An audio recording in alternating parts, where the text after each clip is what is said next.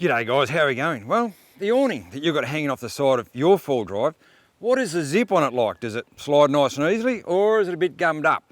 Because I get asked this question a fair bit because people see me opening and closing my zip bag up on my awning there quite a lot throughout my videos, and they want to know what the trick is. So stick around because I'm going to show you why this zip slides so easily. It ain't rocket science, let's get into it. Righto, so how do I keep the zip on mine running so easily on my awning here? You can see, look at that, it just runs so easily, and it's always like that.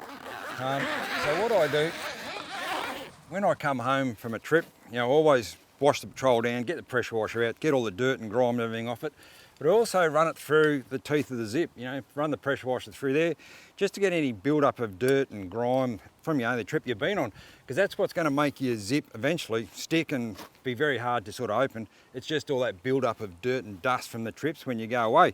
And then after that, I just put a bit of a spray, good old WD-40, while the zip is still closed. I just get the WD-40 and I just run that all the way through the zip, all the way through there like that. Rag, wipe off the excess, and that is it. Now look at this, it's just effortless. Look at that, it just slides so easily.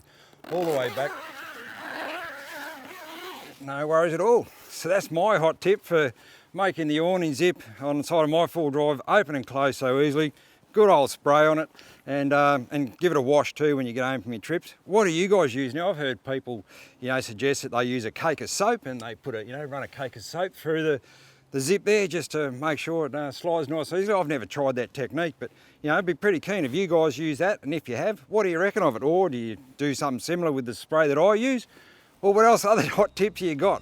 Chuck them in the comments down below. We'd be all pretty keen to hear what other ideas you guys have got for making the zip work nice and easily on the awning on the side of your full drive. Good on you guys.